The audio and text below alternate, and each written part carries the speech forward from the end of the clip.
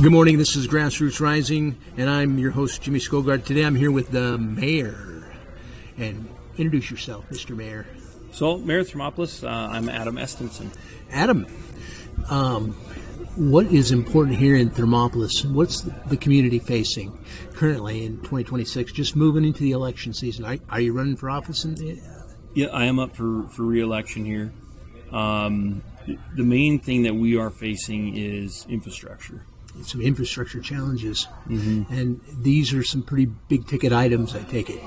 They're heavy lifts for a small town. Yeah. And so where do you go? Where does a small town go for assistance?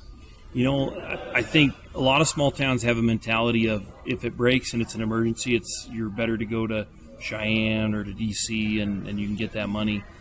For me, I'm looking more to the future where we have some money, not a lot, but how can we make our money into more money? And that's through planning, making sure you're being strategic about the projects you're taking on, and then also making sure that those projects have a way that you have appropriate maintenance into the future. So as an administrator of a small town, do you have any advice for other small town administrators? What can they do? What kind of resources are available to them? You know, there's a lot out there. It's not popular to say, but like for DC, find people that are there that you can hire that know what they're doing. So a lobbyist in DC? I'm not afraid to say a lobbyist. Find the right ones, though. Someone that fights for small communities and wants to spend money with integrity. But they can help you navigate the machine that is DC. The other part, though, is we have the luxury in Wyoming of being a state of a little over 500,000 people. You have access. So go to Cheyenne. Be in Cheyenne. Meet the people in Cheyenne. I think half the battle is just showing up. A big part of it is tell people what you're going to do. Show them that you've done what you said you're going to do. And then that really helps with planning and moving forward with funding for important infrastructure projects. Gotcha. Hey, are there any grants available to communities through? I think Cheyenne has a grant writing assistant or an office there, don't they? Yeah, there's a lot of those resources. Part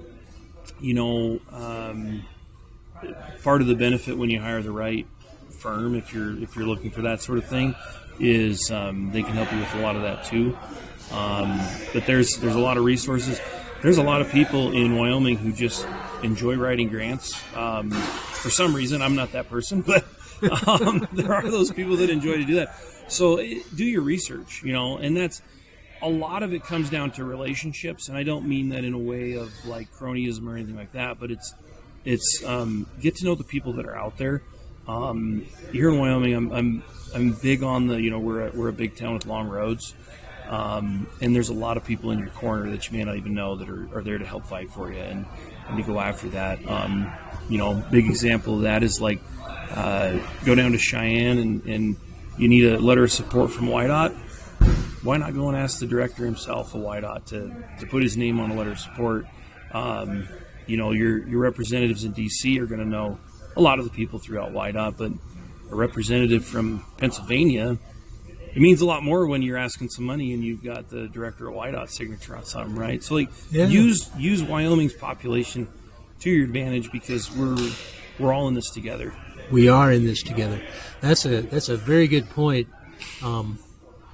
Any other thing? What about the race in Wyoming? This race. Why is this race? Do you think is this 2026? This midterm election? Is this an important race?